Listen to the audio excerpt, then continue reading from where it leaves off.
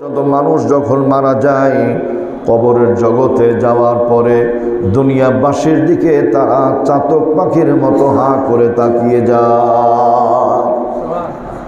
কবরবাসীরা আমাদের দিকে হাঁ করে তাকায়। ক্ষমতা চায় না, বিল্ডিং চায় না, গাড়ি বাড়ি চায় না, কিছুই চায় না। কি চাই? রাসূল বলছেন ইয়াতাদিরুদ দাওয়া, ওরা তোমাদের কাছে দোয়া চায়। বলেন তো কি চাই? দোয়া চাই। রাসূল বললেন কবরবাসীরা চাই দোয়া, আর আমরা কবরে ফুল দিই, নীরবতা পালন করি, বুকে কালো ব্যাজ ধারণ করি। এইটার ফলাফল কি? রাসূল আকরাম সাল্লাল্লাহু আলাইহি ওয়াসাল্লাম জবাব দিয়েছেন হাদিসে পাকে, মান তাশাব্বাহা বিকওমিন ফাহুয়া মিনহুম, যার সাথে যার মোহাব্বত তার সাথে তার কিয়ামত। প্রিয় ভাইরা আমার, ইহুদি খ্রিস্টানরা কোরআন হাদিস পড়তে পারে না, নীরবতা পালন করে, মনে সান্ত্বনা দেওয়ার জন্য কবরে ফুল দেয়, বুকে কালো ব্যাজ ধারণ করে। যেহেতু এই কাজগুলি ওদের কাজ, মুসলিম হিসাবে আল্লাহর কাছে দোয়া করার পরিবর্তে এই কাজগুলি যারা করে, রাসূলের ভাষা অনুযায়ী ইন্তেকালের পরে ইহুদি আর খ্রিস্টানদের সাথে আমাদের হাসর নাসর হয়ে যাবে। হাসর নাসর হওয়ার কারণে ইহুদি খ্রিস্টান যাবে জাহান্নামে, এই অকাম যারা করেছে তারাও যাবে জাহান্নামে। বলেন ঠিক কিনা? ওরাও জাহান্নামী, আমরাও জাহান্নামী, এই অন্যায় করার কারণে। তাহলে অন্যায় কি করা যাবে? যাবে না। কি করতে হবে? নবীজি বলছেন ইয়ান্তাদিরুদ দাওয়া, ওয়েটিং ফর ইউর দোয়া, তোমার দোয়ার জন্য তোর অপেক্ষা করে। দোয়া যখন চাই, শ্রেণী বিন্যাস আছে, কাদের কাছে চাই? আল্লাহর হাবিব বলেন ইয়ালহিকুহু মিন আবিল, এই দোয়া চাওয়ার জন্য সর্বপ্রথম আব্বার মুখের দিকে তাকাই, আও উম্মিন মায়ের মুখের দিকে তাকাই, আও আখিন ভাই বোনের মুখের দিকে তাকাই, আও সদীকিন বন্ধু বান্ধবের মুখের দিকে তাকাই। তাহলে চার শ্রেণীর মানুষের কাছে কবরবাসীরা দোয়া চায়। দোয়া করলে কি লাভ হবে ভাই? হযরত সাল্লাল্লাহু আলাইহি ওয়াসাল্লাম বলেন, একটা শিশু গভীর জলের মধ্যে পড়ে গেছে, সাঁতার জানে না, একবার পানির নিচে যায়, একবার উপরে আসে, নিচে যায় উপরে আসে। কোন একজন জনদরদী ব্যক্তি রাস্তা দিয়ে যাবার সময় পুকুরের দিকে দৃষ্টিপাত করলো, সন্তানটা পানিতে ডুবু ডুবু অবস্থায়। ওই সন্তানকে পানি থেকে বাঁচিয়ে দিলে সন্তান এবং পরিবার যেমন খুশি হয়, কবরবাসীরা কবরে দোয়া পেলে পারে তার চাইতেও বেশি সন্তুষ্ট হয়ে যায়। সুবহানাল্লাহ। এখানে মানে সমস্যা কোন জায়গায়? সমস্যা একটা জায়গায়, দোয়া করবে কি করে ভাই? কোরআন হাদিসের এলেম যদি না থাকে তাহলে তো দোয়া আসবে না। আপনার আমার সন্তানগুলিকে দ্বীনে ইলম শিখায়নি, মসজিদের দিকে কোনোদিন মুখ করে না, পশ্চিম দিকে মুখ করে না, অথচ ওই সন্তানগুলির জন্য রাত নাই দিন নাই, হালাল নাই হারাম নাই, সব রকম ইনকাম করি। সুদ খাই সন্তানদের জন্য, ঘুষ খাই সন্তানদের জন্য, জবরদখল করি সন্তানদের জন্য, চাঁদাবাজি ছিনতাই করি সন্তানদের জন্য। মালামালগুলি রেখে যাব, ওরা অন্যায় করবে, আগের অন্যায় এবং বর্তমান অন্যায়ের সমস্ত পাপগুলি আপনার আমার আমলনামায় লেখা হয়ে যাবে। এই জন্য এমন সন্তান তৈরি করা যে আমাদের ইন্তেকালের পরে অন্তত আমাদের জন্য যেন পড়তে পারে রব্বির হামহুমা কামা রব্বায়ানি সগীরা। আল্লাহ আমাদের প্রত্যেকের এমন নেককার সন্তান দান করেন, বলি আল্লাহুম্মা আমিন। তাহলে সহজ ব্যাখ্যা হলো, কবরে ফুল আমরা কোনোদিন দিব না, নিয়ত করি। করা যাবে না ইনশাআল্লাহ? আল্লাহ পাক যেন তৌফিক দান করে, পড়ি আল্লাহুম্মা আমিন। কবরের কাছে গিয়ে নীরবতা পালন করব না, বরং জবানটা খোলা রাখবো। তিনবার পড়বো আস্তাগফিরুল্লাহ। সবাই পড়েন আস্তাগফিরুল্লাহ, আস্তাগফিরুল্লাহাল্লাযী লা ইলাহা ইল্লা হুয়াল হাইয়ুল কাইয়্যুম ওয়া আতুবু ইলাইহি। তিনবার ইস্তিগফার পড়ে একবার সূরাতুল ফাতিহা, তিনবার সূরা ইখলাস পড়ব, দুরূদ ইব্রাহিম একবার পড়ব, আল্লাহর কাছে দোয়া করব। দোয়া কবুলের মালিক কে? আল্লাহ। আল্লাহ দোয়া কবুল করবে ইনশাআল্লাহ। এক নাম্বার পয়েন্ট। দুই নাম্বার, আল্লাহ রাব্বুল আলামিন বলেন ওয়া তাম্মাত কালিমাতু রাব্বিকা সিদকান ওয়া আদলা লা মুবাদদিলা লিকালিমাতিহি ওয়া হুয়াস সামিউল আলিম। ওয়া তাম্মাত কালিমাতু রাব্বিকা সিদকান, আমি রবের কথা সবচাইতে সত্য কথা। দুই নাম্বার ওয়া আদলা, আমি আল্লাহর কথাগুলি ইনসাফপূর্ণ কথা। দুনিয়ার মানুষের মাঝে কিছু লোক বাদে অধিকাংশ মানুষের মধ্যে ইনসাফ নাই, বেইনসাফি দিয়ে ভরা, ইনসাফ নাই। আর সমাজের মধ্যে বাংলাদেশে সবচাইতে যাদের মধ্যে বেশি বেইনসাফ, আমি সহ বলছি, আমি সহ, তারা হলো মসজিদ কমিটির লোক। সমাজের মধ্যে সবচাইতে বড় বেশি বেইনসাফ যাদের মধ্যে, তারা হলো মসজিদ কমিটির লোক, আমি সহ। মানে আমিও কয়েকটা কমিটিতে আছি। কেন ভাই বেইনসাফি? মাসে 30, 40, 50 হাজার টাকায় আমাদের সংসার চলে না। আর মসজিদের ইমাম মুয়াজ্জিন খাদেমের 8,000, 7,000, 10,000, ঠেলে 12 হলে কপাল খুব ভালো। মিটিং বসলি এমন রশি পাকানো পাকায় জীবনে ছিড়বে না, বাড়বেই না বেতন।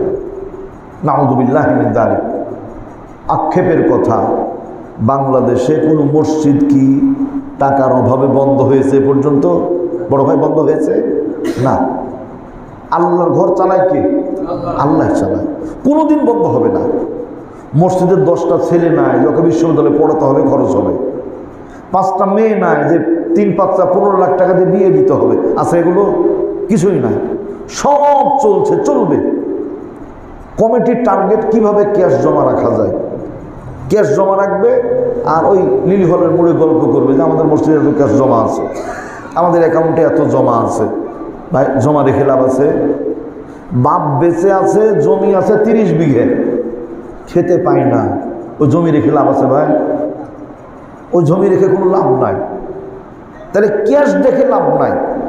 আপনার আমার আখেরাতের দায়িত্ব নিয়ে যিনি সামনে দাঁড়িয়েছেন, বুঝেন, আমার সুরাকেরা ঠিক হয় না, আমি সোজা দাঁড়াতে পারি না, পাগল এরকম হয়ে থাকে। হাত তোলার দরকার, এই পর্যন্ত কেউ তুলছে এইরকম, কেউ এরকম করে বাড়ি দিচ্ছে, মানে এক কথায় ভুলের মধ্যে নিমজ্জিত। তাহলে আপনার আমার এই ত্রুটি বিচ্যুতিওয়ালা নামাজটা একটা লোকের নেতৃত্বে পড়ার কারণে প্রত্যেকের নামাজটা সহি শুদ্ধ হয়ে যাচ্ছে, আলহামদুলিল্লাহ। তাহলে ওই লোকটা বা এই লোক যারা আছে তাদের প্রতি অবিচার করা, এটা কি আমাদের উচিত হবে? হবে? আল্লাহ পাক আমাদের ইমামদের প্রতি আমাদের দানের হাতটাকে, বেতনের হাতটাকে, সম্মানের হাতটাকে, হাদিয়ার হাতটাকে বাড়িয়ে দেওয়ার তৌফিক দান করেন, পড়ি আল্লাহুম্মা আমিন। এটা হলো মসজিদের কথা। এখন বলবো দেশের কথা। আল্লাহ রাব্বুল আলামিনের ভাষায় ওয়া আদলা, ইনসাফ, আল্লাহর কথাগুলি ইনসাফপূর্ণ। মুক্তার ভাই আপনার বেতন কত? আরে হ্যাঁ দেখেন 7, বলেন 7,000 টাকায় বড় ভাই চলে? একটা রিক্সা চালকও মাসে 15,000 টাকা ইনকাম করে কমপক্ষে। তাহলে এই লোকটা কামিল পাস করেছে, আরও ডিগ্রি আছে, আর এই লোকের বেতন যদি 7,000 হয়, বউ তো ভাত খাবে না ভাই। বিপদ কোন জায়গায় দেখেন। আল্লাহ আমি সহ আমাদের হেদায়েত দান করেন। মানে আমিও মসজিদ কমিটির লোক, আমাকেও বললাম আমি আর কি।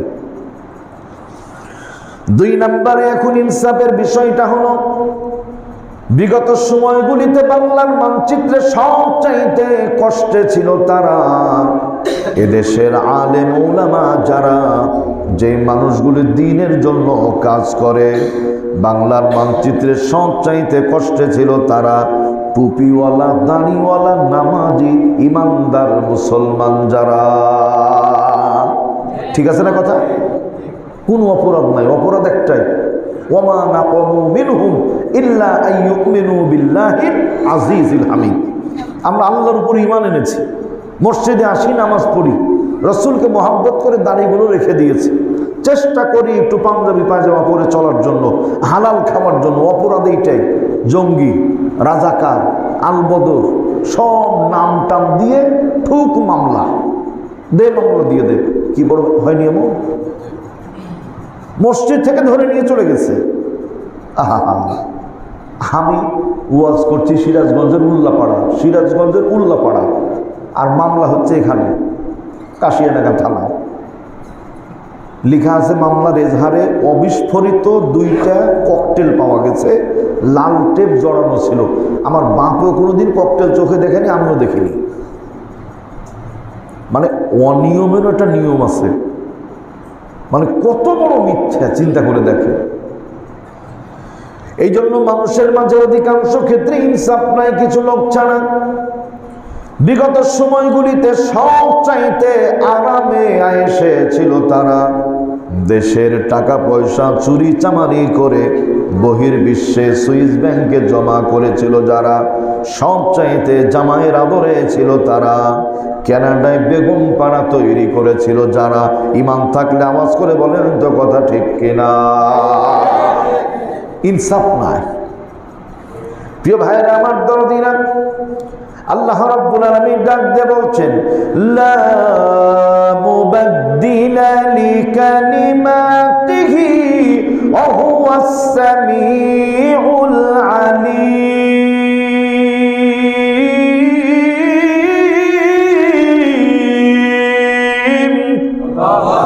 আল্লাহ বলছেন, আমি আল্লাহর বিধান, লা মানে না, মুবাদদিলা পরিবর্তন হয় না, লিকালিমাতিহি তার কথার কোনো পরিবর্তন হয় না। কেন? ওয়াহুয়াস সামি, আল্লাহ সব শুনি, আল আলিম, আমি আল্লাহ সব ব্যাপারে জ্ঞানী। আওয়াজ করে বলি আলহামদুলিল্লাহ। আল্লাহ সব শোনেন, সব ব্যাপারে আল্লাহ জ্ঞান রাখেন। আল্লাহর বিধান পরিবর্তন হয় না। আল্লাহর বিধান যে পরিবর্তন হয় না, বাস্তব প্রমাণ শোনেন। কোরআনে কারীম নাজিল হওয়া 1440 বছর, আর সহজে বলি 1500 বছর। 1500 বছর আগে নাজিল হওয়া কোরআনে কারীম। শুরুতে নামাজের পড়া হতো আগে সূরাতুল ফাতিহা। এখন নামাজের শুরুতে কোন সূরা পড়া হয়? সূরাতুল ফাতিহা পড়া হয়। ইনশাআল্লাহ কিয়ামত পর্যন্ত নামাজ শুরু করা হবে সূরা ফাতিহা দিয়ে। এই বিধান কোনোদিন পরিবর্তন হবে না। নবীজি সাল্লাল্লাহু আলাইহি ওয়াসাল্লাম বলেছেন, লা সলাতা, নামাজ নাই, লা সলাতা, নামাজ হয় না, লিমান লাম ইয়াকরা বিফাতিহাতিল কিতাব, যে নামাজে সূরা ফাতিহা পড়া হয় না, সেই নামাজটা আল্লাহর দরবারে নামাজই হয় না, বাতিল হয়ে যায়। আমার ভাইয়েরা, তাহলে নামাজের শুরুতে সূরা ফাতিহা পড়া হবে। আল্লাহর বিধান, লা মুবাদদিলা লিকালিমাতি, বিন্দু পরিমাণ পরিবর্তনের সুযোগ নাই। সুবহানাল্লাহ। অত মানুষ শুধু পরিবর্তন করে। আল্লাহ রাব্বুল আলামিন বলছেন, আল্লাহর বিধান পরিবর্তন করলে কি হয়?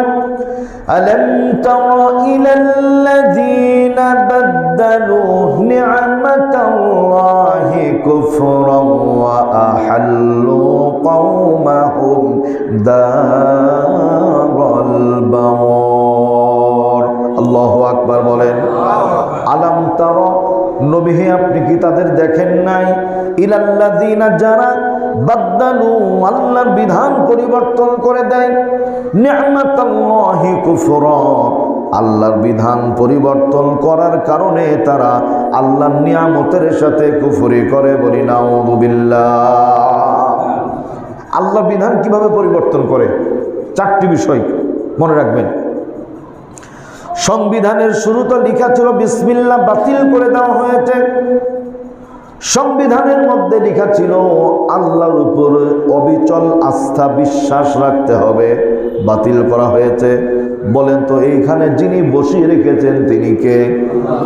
এটার নামই হলো ঈমান। মানে আমাদের অন্তরে আছে আল্লাহ আমাকে বসিয়ে রেখেছেন, আল্লাহ ছাড়া দুনিয়ার কোনো শক্তি বসিয়ে রাখতে পারে না। এই ঈমানটাও বাতিল করা হয়েছে। ঢাকার মধ্যে স্যার সলিমুল্লাহ মুসলিম হল, যেহেতু মুসলমান, সলিমুল্লাহ মুসলিম হলের মুসলিমকে বাতিল করে দেওয়া হয়েছে। ওইটা লেখা হয়েছে সলিমুল্লাহ হল, মুসলিম নাই। কাজী নজরুল ইসলাম কলেজের ইসলাম কেটে বাতিল করা হয়েছে, ইসলাম আর নাই। তাহলে চারটি বিষয়, ইসলাম কেটে বাতিল করেছে, মুসলিম কেটে বাতিল করেছে, সংবিধানের উপরে আল্লাহর ঈমান ছিল সেটি বাতিল করা হয়েছে, শুরুতে বিসমিল্লাহ ছিল বাতিল করা হয়েছে। আল্লাহ বলছেন নি'মাতাল্লাহি কুফরা, আমি আল্লাহর নিয়ামতের সাথে কুফরি করা হয়েছে। ইসলাম কোনোদিন এগুলো সমর্থন করে না। ইসলাম বাদ দেওয়ার ক্ষমতা আমাদের কারো আছে বলেন? ইসলাম কি আমাদের পৈতৃক সম্পত্তি না কার? আল্লাহর দান। তাহলে কত বড় দুঃসাহস হলে এমন কাজ করে। অথচ মুখের মধ্যে বক্তৃতায় পাবেন আমরাও মুসলমান, আমরাও ইসলামকে ভালোবাসি। ভাইরা আমার, বোঝার জন্য বলছি, একটি বৃক্ষ রোপণ করা হলো, গাছ তৈরি হলো, গাছে আম ধরেছে প্রচুর পরিমাণে। আমগুলো পেড়ে নেয়ার আগে যদি শত্রুতা করে গাছের গোড়া কেটে দেওয়া হয়, বলেন তো গাছ কি বাঁচবে? গাছ মারা যাবে। অথচ গোড়া কেটে দেওয়ার পরে প্রতিদিন পানি ঢালা হয়, এলাকার মানুষজনকে দেখায় আমি গাছকে বড় মহব্বত করি, ভালোবাসি। মানুষজন দেখে গাছের পাতাগুলি আস্তে আস্তে শুকিয়ে যায়, মরে যায়। পরস্পর বলা বলি করে লোকটা তো বড় ভালো লোক, গাছের আগায় পানি ঢালে, তারপরও গাছ কেন মরে? এই বদমাস গোপনে গাছের গুঁড়া কেটে দিয়েছে, কেউ জানে না। ঠিক তেমনি বাংলার মানচিত্রে একদল মানুষ আছে ইসলাম কেটে বাতিল করে, মুসলিম কেটে বাতিল করে, অথচ মুখে বলে আমরা 70 থেকে 80 রাকাত তাহাজ্জুদের নামাজ পড়ি। এই গাছের গোড়া কেটে আগায় পানি ঢাললে গাছ যেমন বাঁচে না, 560টা মডেল মসজিদ তৈরি করে ইসলামের সাথে শত্রুতা করে ইসলামকে কোনোদিন বাঁচানো যায় না। এগুলো বেঈমানি না ফারমানি? কি ঠিক না? ঠিক বলেন। আমি মানুষ মারি, আমি হত্যা করি, আর মসজিদ বানাই, কোনো লাভ আছে? আমার এই মসজিদ বানিয়ে কি হবে? সম্মানিত ভাইয়েরা আমার, তাহলে বর্তমান বাংলাদেশে যে সংবিধান আছে, আমাদের মুক্তির জন্য, আমাদের কল্যাণের জন্য সহজ ব্যাখ্যাটা এইভাবে নিতে হবে। এই সংবিধান দ্বারা কোনোদিন শান্তি হবে না, কোনোদিন শান্তি হবে না। কেন? শান্তি যদি পেতে হয় রাসূলের বিধানের কাছে যেতে হবে। আল্লাহর হাবিব বলছেন তারাকতু ফীকুম আমরাইন, আমি চলে গেলাম, দুইটা জিনিস তোমাদের মাঝে রেখে গেলাম, লান তাদিল্লু, কখনোই পথভ্রষ্ট হবে না, মা তামাসসাকতুম বিহিমা, যদি শক্ত করে আঁকড়ে ধরো। কি কি? 1 নাম্বার কিতাব আল্লাহ, আল্লাহর কোরআন। 2 নাম্বার সুন্নাত রাসূলি, নবীদের সুন্নাহ। তার মানে কোরআন সুন্নাহ যেখানে শান্তি আছে সেখানে, কোরআন সুন্নাহ নাই যেখানে শান্তি নাই সেখানে। কথা বলেন ঠিক কিনা? কোরআন সুন্নাহ ছাড়া শান্তি হবে না। বাপের গল্প, চাচার গল্প, মায়ের গল্প, স্বজন হারানো বেদনা, এই ফেরেববাজি ধোঁকাবাজি দিয়ে কিছুই হয় না। রাসূল বলছেন মান গাশশা ফালাইসা মিন্না, যারা প্রতারক, যারা ধোঁকাবাজ, তারা আমার উম্মতি না। আস্তাগফিরুল্লাহ। আজকে সমাজের মধ্যে রন্ধ্রে রন্ধ্রে ধোঁকাবাজি, প্রতারণা চলছে। আল্লাহ হেফাজত করেন, পড়ি আল্লাহুম্মা আমিন। তাহলে শান্তি যদি পেতে হয় তাহলে 72-এর সংবিধান দিয়ে নয়, শান্তি খুঁজতে হবে আল্লাহর কোরআন দিয়ে, নবীর সুন্নাহ দিয়ে। সবাই পড়ি ইনশাআল্লাহ। প্রথমে বলেছি কবরে ফুল দেওয়া যাবে না, নীরবতা পালন করা যাবে না। 2 নাম্বারটা বললাম এই সংবিধান দ্বারা শান্তি হবে না, শান্তি পেতে হলে আল্লাহর কোরআন, নবীর সুন্নাহ দরকার। এবার 3 নাম্বার পয়েন্টটা খেয়াল করেন। দুনিয়াব্যাপী আমরা যারা আছি, প্রতিটা মুসলমানের জন্য একটা বিষয় বড় লক্ষণীয়, তা হলো বড় ভাইয়ের আমার, সমাজের মধ্যে দল হবে দুইটা। কয়টা দল? দুইটা। এক নাম্বার উলাইকা হিজবুল্লাহ, বলে তো কার দল? আল্লাহর দল। আলা ইন্না হিজবাল্লাহি হুমুল মুফলিহুন, আল্লাহর দলের মানুষ যারা সফল কাম তারা বলি আলহামদুলিল্লাহ। দুই নাম্বার উলাইকা হিজবুশ শাইতান, শয়তানের দল। আলা ইন্না হিজবাশ শাইতানি হুমুল খাসিরুন, শয়তানের দলের মানুষ যারা ক্ষতিগ্রস্ত তারা। এই কথা কার? আল্লাহর কথা। প্রথমত বলি আল্লাহর দলের মানুষ যারা সফল কাম তারা। আল্লামা দেলাওয়ার হোসেন সাইদি রাহিমাহুল্লাহু তাআলা জেলখানার মধ্যে বন্দী হয়ে আছেন। ফ্যাসিস্ট প্রস্তাব দিয়েছিল দুইটা। এক নাম্বার, সাইদি সাহেব আপনি সৌদি আরব চলে যান। দুই নাম্বার প্রস্তাব দিয়েছিল আমাদের পক্ষে চলে আসেন, মন্ত্রিত্ব দিয়ে দিব। আল্লাহর গোলাম বলেছিলেন অকপটে, আল্লাহ মোদের প্রভু, রসুল মোদের নেতা, আল্লাহ ছাড়া কোনো বাতিলের কাছে নুয়াই না কো মাথা। মাথা নত হবে কার কাছে? আল্লাহর কাছে মাথা নত হবে, অন্য কোথাও মাথা নত করা যাবে না। এবার হাসপাতাল থেকে হার্ট অ্যাটাকের নাম দিয়ে বের করা হলো। ফ্যাসিস্টের দোসর ডক্টর মোস্তফা জামান বিষের ইঞ্জেকশন পুশ করে আল্লামা সাইদি সাহেবকে হত্যা করে ফেলল। হুজুর ইন্তেকালের পরে আনুষ্ঠানিক জানাজা পড়তে দেয়া হবে না। বাধা বিপত্তির কোনো শেষ নাই। হাজার বাধা বিপত্তির পরেও শুধু বাংলাদেশ নয়, গোটা পৃথিবীতে অসংখ্য মুসলমান জানাজা অংশগ্রহণ করেছে। আমরা নিজেরাও জানাজা পড়েছি। তার মানে আলা ইন্না হিজবাল্লাহি হুমুল মুফলিহুন, আল্লাহর দলের মানুষ যারা সফল কাম তারা বলি আলহামদুলিল্লাহ। সাইদি হুজুর সফল। আল্লাহ রাব্বুল আলামিন ডাক দিয়ে বলছেন, ফামা বাকাত আলাইহিমুস সামাউ ওয়াল আরদু ওয়া মা কানু মুনযারিন।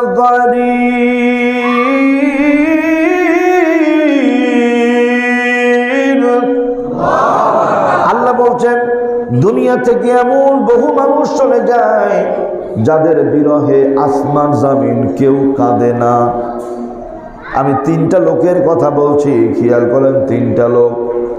এক নাম্বার, জানাজা পড়ার লোক খুঁজে পাওয়া গেছে এমন প্রমাণ পাওয়া যায় না, যদিও বহু বড় বড় গল্প শোনা যায়, অথচ বিশাল বড় নেতা ছিল। দুই নাম্বার, চট্টগ্রামের সাতকানিয়া লোহাগড়া এক বদমাস মারা গেল। মানুষ মারা গেলে আমরা পড়ি ইন্না লিল্লাহ, আর ওই লোকটা মারা যাওয়ার পরে মানুষ পড়ল আলহামদুলিল্লাহ। তার মানে এমন জ্বালানো জ্বালিয়েছে মানুষের মনের মধ্যে অশান্তি। প্রিয় ভাইয়েরা আমার, ওই এলাকায় কোনো মাহফিল হলে সঙ্গে সঙ্গে মাহফিলগুলি বন্ধ করে দিত। আল্লাহ বলছেন দুনিয়া থেকে বহু জালেম চলে যায় যাদের বিরহে আসমান জমিন কেউ কাঁদে না। তিন নাম্বার, আলা ইন্না হিজবাশ শাইতানি হুমুল খাসিরুন, এই শয়তানের দলের লোক যারা ক্ষতিগ্রস্ত তারা। ঢাকা বিশ্ববিদ্যালয়ের শিক্ষক ছিল, নাম ছিল হুমায়ুন আজাদ। তসলিমা নাসরিনের ঘনিষ্ঠ বন্ধু ছিল। ইসলামের বিরুদ্ধে বহু আজে বাজে কলাম লিখেছে, মন্তব্য করেছে। এই লোকটা মারা যাওয়ার পরে ইমাম সাহেব জানাজা পড়ায় নাই। মসজিদের মুয়াজ্জিন সাহেবকে জোর করে মাস্তানগুলি ধরে নিয়ে গেছে। সামনে লাশ, পিছনে মুয়াজ্জিন সাহেব দাঁড়িয়ে পেছন দিক থেকে হুমকার দেয়, হুজুর জানাজা পড়ান। মুয়াজ্জিন সাহেব জানের ভয়ে জানাজা পড়িয়ে দিয়েছে। ঢাকার আলেম যারা জানাজার পরে ঘিরে ধরলো তারা, ইমাম সাহেব নাই, আপনি কেন নাস্তিকের জানাজা পড়ালেন ভাই? মুয়াজ্জিন সাহেব বলছে আই এম সরি, ভুল হয়ে গেছে, এমন ভুল আর হবে না। ওলামা একরাম বিদায় হয়ে চলে যায়। মুয়াজ্জিন সাহেব ডাক দেয়, ছোট্ট একটু কথা শুনে যান। কাছে ফিরে এসেছে, বলছে কি হয়েছে? বলছে জোর করে ধরে নিয়ে গেল, জানের ভয়ে সুন্নাত তরিকায় জানাজাটাও পড়িয়ে দিলাম। এখন আমার খুব ভালো করে স্মরণ হচ্ছে আল্লাহর রহমতে আমার ওযু ছিল না। বিনা ওযুতে মেরে দিয়েছে। তাহলে শয়তানের দলের লোক যারা ক্ষতিগ্রস্ত তারা, ঠিক না ঠিক বলেন? আল্লাহর দলের লোক সফল কাম। আল্লামা সাঈদী হুজুর যেদিন বাংলাদেশে ইন্তেকাল করেন, বাংলার আকাশে বিভিন্ন জায়গায় বৃষ্টিপাত হয়েছিল। আল্লামা সাঈদী হুজুর যেদিন ইন্তেকাল করেন, সেই দিন বাংলার জমিনে বহু জায়গায় ভূমিকম্প পর্যন্ত হয়েছিল। আলা ইন্না হিজবাল্লাহি হুমুল মুফলিহুন। আল্লাহর দলের মানুষ যারা সফল কাম তারা বলি আলহামদুলিল্লাহ। এখন বলেন শয়তান দলে থাকবো না আল্লাহর দলে? কার দলে? আল্লাহর দলে। একটু জোরে করে বলেন কার দলে? আল্লাহর দলে। আল্লাহ তুমি কবুল করো, আল্লাহুম্মা আমিন। পরবর্তী পয়েন্ট আরো মারাত্মক, খেয়াল করেন। কষ্ট হচ্ছে আপনাদের? এমন কোন স্লোগান দিব না যে স্লোগান দিলে নেকি হয় না। ভালো করে বুঝেন, এমন স্লোগান দিব না যে স্লোগানে নেকি হয় না। হুজুর নেকি হয় না কোন জায়গায়? জালো জালো, নেকি হবে? জালে কিসের নেকি? ফুডিয়ে দিয়ে তো নেকি নাই। গড় গড়, বাংলাদেশ জিন্দাবাদ, জয় বাংলা, আছে নেকি? আছে নেকি? নাই। তাহলে নেকি কোথায়? নেকি আছে ওই জায়গায় যে শব্দটা হবে এভাবে, লিল্লাহে তাকবীর। তাফসীরে মাজহারির লেখক আল্লামা সানাউল্লাহ পানিপতি রাহমাতুল্লাহ আলাইহি বলেন, একবার যারা আল্লাহু আকবার শব্দ উচ্চারণ করে, এই শব্দের তাজিম আর সম্মানের কারণে আল্লাহ তাআলা আমল নামায় ৮-১০ ৮০টা নেকি লিখে দেয়। সুবহানাল্লাহ। একবার আল্লাহু আকবার বললে ৮০ নেকি। তাহলে আমার ওই বাকি স্লোগান দরকার আছে? দরকার নাই। কেন? শুনেন, এই জালো স্ট্রোক করে মারা গেলাম, আমি স্লোগান দিছিলাম জালো জালো, এই স্লোগান ধরার পরই স্ট্রোক করে মারা গেলাম।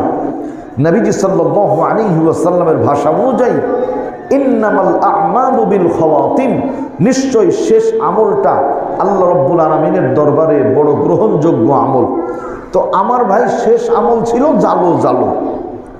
ইন্তেকালের পরে মক্কা মদিনার ইমাম দিয়ে যদি জানাজা পড়ানো হয়, আমার মনে হয় যে জান্নাত পাওয়া যেতে পারে। যাবে? আর সুকুত নিসফুর রিজা, চুপ থাকা সম্মতির লক্ষণ। মানে আপনারা মনে করছেন হ্যাঁ হুজুর পাওয়া যাবে, এত বড় জায়গার ইমাম দিয়ে জানাজা কি হবে? জান্নাত হবে না। সম্মানিত ভাইয়েরা আমার, এই জন্য এমন কোন শব্দ ব্যবহার না করি যেই শব্দ জীবনের শেষ শব্দ হয়, ওই শব্দের মধ্যে কোনো নেকি নাই। বরং দুইটা শব্দ কমপক্ষে যেন শেষ শব্দ হয়। তার মধ্যে ১ নাম্বার হলো লিল্লাহে তাকবীর, আল্লাহু আকবার। ২ নাম্বার লা ইলাহা ইল্লাল্লাহ মুহাম্মাদুর রাসূলুল্লাহ সাল্লাল্লাহু আলাইহি ওয়াসাল্লাম। আল্লাহ যেন আমাদের শেষ শব্দ এগুলো বানান, আল্লাহুম্মা আমিন বলি। এই পয়েন্টটা খুব মারাত্মক পয়েন্ট। এখানে একটা লক্ষণীয় বিষয়, পৃথিবীতে ছিলাম না, আল্লাহ পাকের নিজ দয়ায় তাকান, বাবা এবং মায়ের মোহাব্বতের মাধ্যমে দুনিয়ার মুখ দেখতে পেলাম। দুনিয়াতে আসার পরে মুসলমান মায়ের সন্তান যদি হয়, ডান কানে প্রথম শব্দ শোনানো হয়েছিল। প্রথম শব্দ কি ছিল ভাই? আল্লাহু আকবার। বাম কানের প্রথম শব্দটাও ছিল আল্লাহু আকবার। মসজিদের মাইকে মুয়াজ্জিন সাহেব আযান দেয় আল্লাহু আকবার। মুয়াজ্জিন সাহেব বলে কাতার সোজা করুন, সামনের কাতার পূরণ করুন। এরপরে ইকামতের প্রথম শব্দ কি হয়? আল্লাহু আকবার। মুয়াজ্জিন সাহেবের ইকামত শেষ হয়ে যায়, ইমাম সাহেব জামাত শুরু করেন। প্রথম শব্দ কি ভাই? আল্লাহু আকবার। সালাম ডানে বামে ফিরানোর পরে প্রথম শব্দ হবে আল্লাহু আকবার। এরপরে 3 বার আস্তাগফিরুল্লাহ, এরপরে অন্যান্য আল্লাহুম্মা আনতাস সালাম ওয়া মিনকাস সালাম। জানাজার নামাজে আযানও নাই, ইকামতও নাই। এরপরও জানাজার নামাজ কোন শব্দ দ্বারা শুরু করা হয়? আল্লাহু আকবার। তাহলে ব্যাখ্যা পরিষ্কার হয়ে গেল। জীবনে আল্লাহু আকবার, হায়াতে আল্লাহু আকবার, মরণে আল্লাহু আকবার, সব জায়গায় আল্লাহু আকবার। এজন্য বাংলাদেশে নয়, গোটা দুনিয়া ব্যাপী লিল্লাহে তাকবীর, আল্লাহু আকবার এই স্লোগানের বিরোধিতা করে যারা আবু জেহেল, আবু লাহাবের সন্তান তারা। মুসলমানের সন্তান না, এগুলো আবু জেহেলের সন্তান। কারণ আবু জেহেলের টার্গেট ছিল যে আল্লাহর নাম দুনিয়াতে রাখবে না, নাউযুবিল্লাহ বলেন, রাসূলের নিশানা দুনিয়াতে রাখবে না। আল্লাহ ওকে শেষ করে দিয়েছে। তাব্বাত ইয়াদা আবি লাহাবিন ওয়া তাব, ধ্বংস হোক আবু লাহাবের দুই হাত। কত মারাত্মক ব্যাপার! কিয়ামত পর্যন্ত আপনি আমি তো পড়ছি, আমাদের পরবর্তী নেক্সট জেনারেশন যারা আসবে তারা এই সূরা পড়বে, আর পড়লেই এই সূরাটা একটা বদদুয়া, এটা একটা বদদুয়া। তাব্বাত ইয়াদা আবি লাহাবিন ওয়া তাব, ধ্বংস হোক আবু লাহাবের দুই হাত। এই বলাটা একটা বদদুয়া, ওর ওই নসিবে বদদুয়া যেতেই থাকবে, নাউযুবিল্লাহ মিন যালিক। কত সাংঘাতিক ব্যাপার! আল্লাহ কি পরিমাণ রাগঝাল করেছেন এইখানে। পরবর্তী পয়েন্টটা খেয়াল করেন, মুসলমান হিসাবে ইসলামী শরিয়াতে মূর্তি তৈরি করা কি জায়েজ আছে ভাই? মুসলমান মূর্তি তৈরি করা জায়েজ নাই। বাংলাদেশের মধ্যে মাদ্রাসায় ছবি মূর্তি, স্কুলে মূর্তি, কলেজে মূর্তি, বিশ্ববিদ্যালয়ে মূর্তি, অফিস আদালতে মূর্তি, ঠিক না? ঠিক, সব জায়গায়। নবীজি সাল্লাল্লাহু আলাইহি ওয়াসাল্লাম বলেন, যেই ঘরের মধ্যে কোনো মূর্তির ছবি থাকে অথবা কোনো মূর্তি থাকে, প্রাণীর ছবি থাকে, ওই ঘরে আল্লাহর রহমতের ফেরেশতা প্রবেশ করে না। এই হাদিসটা টেনে যদি দেশের সাথে আমরা মিলায় দিই, যে দেশের মধ্যে মূর্তি থাকে ওই দেশের মধ্যে আল্লাহর রহমতের ফেরেশতা প্রবেশ করে না। তাহলে রহমতের ফেরেশতা না আসলে কে আসে ভাই? কি বলেন? পরিষ্কার। এখানে কোনো হুজুরকে জিজ্ঞেস করার দরকার নাই, ব্যাখ্যা পরিষ্কার। তাহলে দেশে শয়তান আনার জন্য কাজ করছে কারা? এই বিষয়গুলি আমাদের ভাবার দরকার আছে না নাই? হ্যাঁ, মারাত্মক ব্যাপার। দেশের মধ্যে মূর্তি তৈরি হবে, দেশের মধ্যে অন্যায় চলবে, অকাম কুকাম চলবে, রহমতের ফেরেশতা থাকবে না, আসবে শয়তান। যদি শয়তান থাকে, এই কাজগুলি করবে যারা কোরআন হাদিসের মানদণ্ডে শয়তানের বন্ধু আর বান্ধবী তারা। আল্লাহর ফায়সালা কি? আল্লাহ রাব্বুল আলামিন ডাক দিয়ে বলছেন, ইন্নাহু মান ইউশরিক বিল্লাহ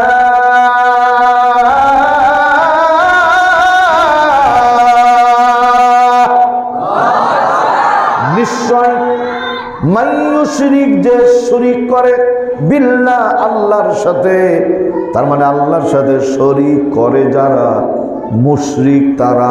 কথাকার আল্লাহর কথা, আল্লাহর সাথে শরীক করে যারা মুশরিক তারা। আর আল্লাহ ইন্নাল্লাহা লা ইয়াগফিরু আইয়ুশরাকা বিহি, আল্লাহ বলছেন আমি আল্লাহ মুশরিককে মাফ করি না, ক্ষমা করি না। কেন আল্লাহ মুশরিককে মাফ করে না? কেন? কারণটা কি? ওই কাদিরগঞ্জে মহিলা কলেজ আছে না, ধরে নিচ্ছি আর কি, যে আমাদের বউরা মহিলা কলেজে পড়তো, ধরে নিচ্ছি 14 ফেব্রুয়ারির দিনে বেলা 10টা বাজে ঘড়িতে চতুর্দিকে ফুল বিতরণ হচ্ছে। আপনার আমার বানিয়ালি বলল যে বাবুর বাপ, বহুদিন তোমার সংসার, 20 বছর ধরে কোনোদিন কোনো আবদার করিনি, আজ একটা ছোট্ট আবদার। ওই কাদিরগঞ্জ মহিলা কলেজে পড়ার সময় একটা ছেলের সাথে আমার বন্ধুত্ব ছিল, তো আবার আমি ফিরে আসব, কোনো আপত্তি নাই, শুধু আজকের দিনটা বন্ধুর সাথে থাকবো। কেউ মেনে নেবেন? যারা না বললে না মনে হচ্ছে তারা মেনেই নিয়েছে। একটু কথা বলেন, মেনে নেবেন কেউ? না, পাগলেও বুঝে এটা, বড় ভাই ঠিক আছে না, পাগলেও বুঝে, কেউ মানবে না। মানবে তো না, দুই একজন মনে মনে চিন্তা করছে এই কথা বললে স্ট্যান্ড মুক্তার ভাইয়েরটাই কাজে লাগাবো, ওর মাজার হাড্ডি শেষ। আস্তাগফিরুল্লাহ আল-আযীম।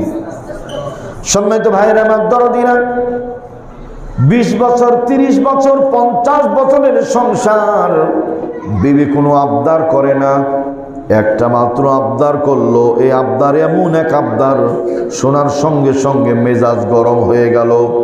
আপনার আমার যদি এই কথা শোনার পরে মেজাজ গরম হয়ে যায়, কোনো বান্দা বান্দি যদি আল্লাহর সাথে শরীক করে, আমার আল্লাহর কুদরতি মেজাজটাও তেমন গরম হয়ে যায়। আপনি আমি বিবি যেমন রাখবো না, রাখতে পারি না, আমার আল্লাহ রব্বুল আলামিনের সাথে শরীক করলে আল্লাহর বান্দা বান্দি মুশরিক কেউ থাকতে পারে না। আল্লাহর বান্দা বান্দি থাকে না, ও বাতিল, খারিজ হয়ে যায়। আল্লাহ রব্বুল আলামিন এখন বলছেন, এই মূর্তি তৈরি করে যারা, তাদের জন্য উপহার কি, হাদিয়া কি? আল্লাহ বলেন, ফাকাদ হারামাল্লাহু আলাইহিল জান্নাহ, আল্লাহ তাদের জন্য জান্নাতটাকে হারাম করে দেন। বলি নাউযু বিল্লাহ। মানে শিরক করলে জান্নাত হারাম, এই কথাটা কার? আল্লাহর কথা। সুতরাং অবশ্যই সুতরাং অবশ্যই হারামাল্লাহ, আল্লাহ হারাম করে দেন, আলাইহিল জান্নাহ, জান্নাতকে তার জন্য হারাম করে দেন। আল্লাহর কথা ডাইরেক্ট। ওয়া মাওয়াহুন নার, আল্লাহ জাহান্নামকে ওয়াজিব করে দেন। ওয়া মা লিয-যালিমিনা মিন আনসার, আল্লাহ বলছেন জালেমদের জন্য কোনো সাহায্যকারী নাই। জালেমদের জন্য যে কোনো সাহায্যকারী নাই, এটা কি আর নতুন করে বলার দরকার আছে? এমনি বোঝা যায়। বহুদিন কিন্তু আমরা বলেছি যে এই জালেম কেমন হয়, কেউ কিছু করতে পারবে না, কিন্তু আল্লাহ এমন সাইজ করেছে যে আপনার আমার কিছুই করতে হয়নি, হাঁটুর বয়সী ছাত্ররাই কাম ফতে। প্রিয় ভাইরা আমার, তাহলে শিরক করা যাবে না। বাংলাদেশে বিগত 15 বছরের মধ্যে 10,000 মূর্তি তৈরি করা হয়েছে। ঘুমায়েন না, বলেন কয় হাজার মূর্তি? 15 বছরের মধ্যে 10,000 মূর্তি তৈরি করা হয়েছে। এই মূর্তি তৈরি করতে দেশের টাকা খরচ হয়েছে 4,000 কোটি টাকা। 4,000 কোটি টাকা শুধু মূর্তি তৈরি করতে। এই 4,000 কোটি টাকা যদি এখন দেশে থাকতো, তাহলে দেশের উন্নয়নের চাকা আরো আগিয়ে চলে যেত। ঠিক না ঠিক বলেন? কত মারাত্মক ব্যাপার! 4,000 কোটি টাকা শুধু মূর্তি তৈরি করেছে। আচ্ছা, এখন ফলাফলটা কি খেয়াল করেন বাজার? আমরা আলেম উলামা যারা দেশের জন্য, জাতির জন্য কাজ করেছেন যারা, তাদের জন্য দোয়া করি। তার মানে বাংলায় দোয়া করে করে জান্নাতের দিকে ঠেলে নিয়ে যায়। কি দোয়া করলে জান্নাতের দিকে যায় না মানুষ? দোয়া করে জান্নাতের দিকে ঠেলে নিয়ে যায়। আর অতি উৎসাহী কিছু লোক আছে, এই মানুষগুলোর মূর্তি তৈরি করে করে জাহান্নামের দিকে ঠেলে নিয়ে যায়। অতি ভক্তি চোরের লক্ষণ। তাকান, জামাই একজন, বউ হলো 2টা, সতীন। 2 সতীনের 2টা সন্তান হয়েছে। সুখে দুঃখে সংসারটা পার হয়ে যায়। হঠাৎ করে একজন সতীন মারা গেল। এখন 1 সতীনের উপরে 2 সন্তানের দায়িত্ব পড়ে গেল। সতীন নিজের সন্তানটাকে ধুলো বালি কাদা মাটিতে ছেড়ে দেয়। সতীনের সন্তানটাকে বুকে করে কোলে কোলে করে নিয়ে ঘুরে বেড়ায়। মহল্লার মধ্যে সুনাম যশ খ্যাতি ছড়িয়ে গেল। জীবনে বহু জল্লাদ সতীন দেখেছি। সতীনের ছেলেকে গলা টিপে হত্যা করে ফেলে, জবাই করে, খাবার দেয় না, জুলুম করে, মারে ধরে। তাই না ভাই? সৎমা কিন্তু ভালো ব্যবহার করে এমন খুব কম, 2-1টা আছে, আল্লাহর প্রদত্ত 2-1টা আছে। অধিকাংশই ভালো ব্যবহার করে না। সতীনের ছেলে যে দেখতেই পারে না। এখন হঠাৎ ব্যতিক্রম হয়ে গেল। এই মেয়েটা সতীনের ছেলেকে শুধু কোলে করে নিয়ে বেড়ায়। মহল্লার মধ্যে সুনাম যশ খ্যাতি এমন আল্লাহওয়ালা সতীন জীবনে চোখে দেখি নাই। আমি মাঝে মধ্যে বলি, 3 জন মেয়ে মানুষ যেখানে বিবিসি লন্ডনের খবর পাওয়া যায়, সেখানে নারী জাতি এমন জাতি মরার বাড়িতে গিয়েও গল্প গুজবে ব্যস্ত থাকে। মানুষ ছাত্রী জীবন থেকে এই বৈবাহিক জীবন পর্যন্ত কি হয়েছে, কোথায় কি করেছে, সব গল্প মরার বাড়িতে শেষ। অথচ একদিকে মরা নিয়ে মানুষ লাশ নিয়ে কান্নাকাটি করছে, আর কি এলি না, এত গল্প প্রিয়। একজন মহিলা চলে গেছে, এই বাচ্চাগুলো ডিস্টার্ব করছে, এটা মুহাব্বাতান লা ইলাহা ইল্লাল্লাহ, লা ইলাহা ইল্লাল্লাহ, লা ইলাহা ইল্লাল্লাহ, লা ইলাহা ইল্লাল্লাহ, শেষ করে দিই, লা ইলাহা ইল্লাল্লাহ, সুবহানাল্লাহ, আলহামদুলিল্লাহ, লা ইলাহা ইল্লাল্লাহ, লা ইলাহা ইল্লাল্লাহ, মুহাম্মাদুর রাসূলুল্লাহ। সবাই বলি সাল্লাল্লাহু আলাইহি ওয়াসাল্লাম। মানে কথা তো অনেক, একদিনে সব কথা হবে না, তো এই পয়েন্টটা বলে আমরা আস্তে আস্তে ইতি টানবো ইনশাআল্লাহ। তো একজন মহিলা চলে গেছে, যাওয়ার পরে বলছে, আপা আপনার এত সুনাম গোটা এলাকাব্যাপী, দলমত নির্বিশেষে সবাই বলছে এমন ভালো সতীন জীবনে চোখে দেখি না। মহিলা বলছে যে খুব ভালো না, তো বলছে হ্যাঁ, আপনি সতীনের ছেলেকে কোলে রাখেন আর নিজের ছেলেকে ছেড়ে দেন।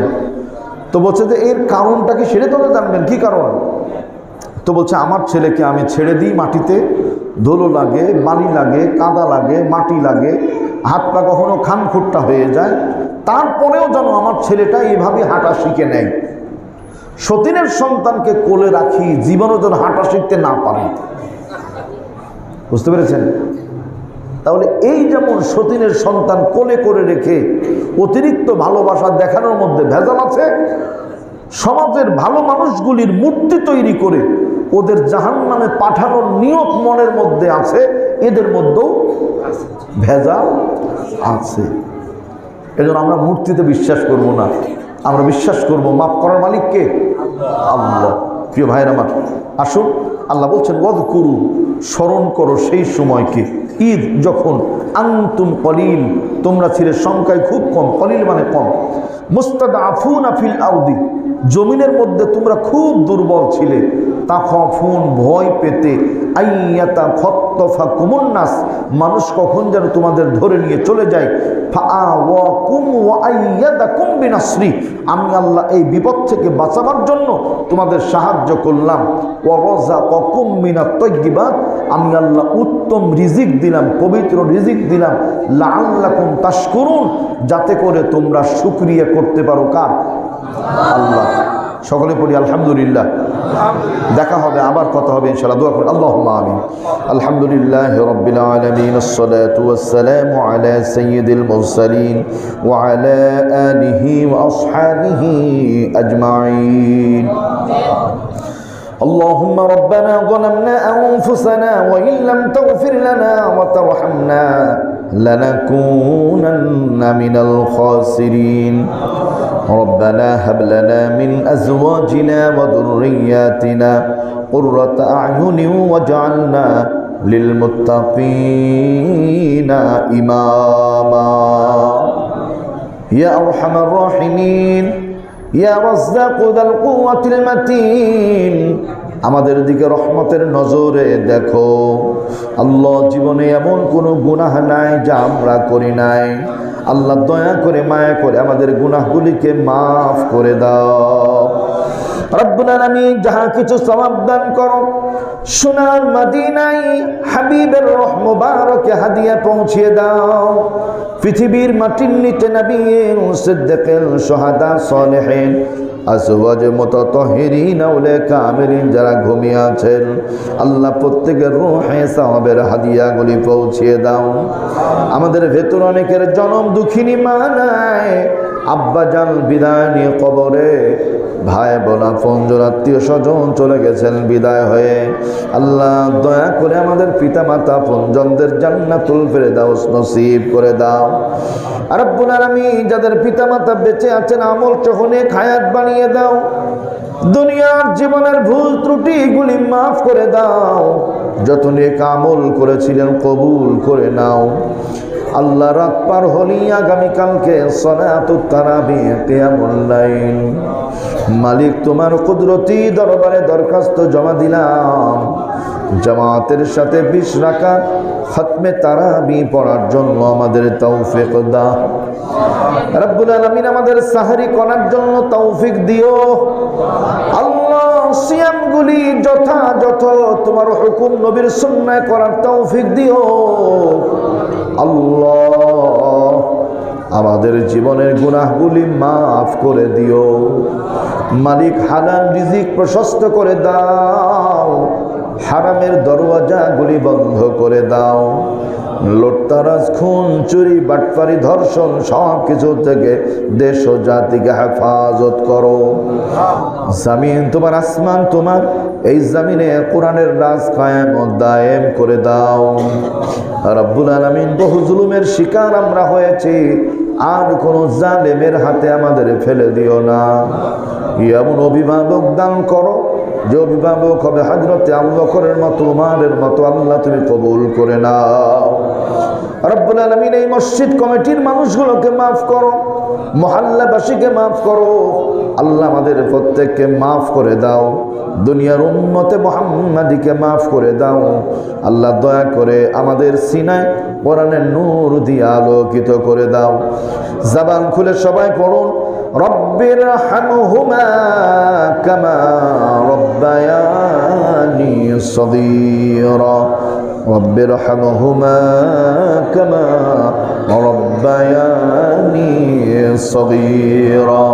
واجعل آخر كلامنا عند الموت لا إله إلا الله محمد رسول الله صلى الله عليه وسلم. السلام عليكم ورحمة الله.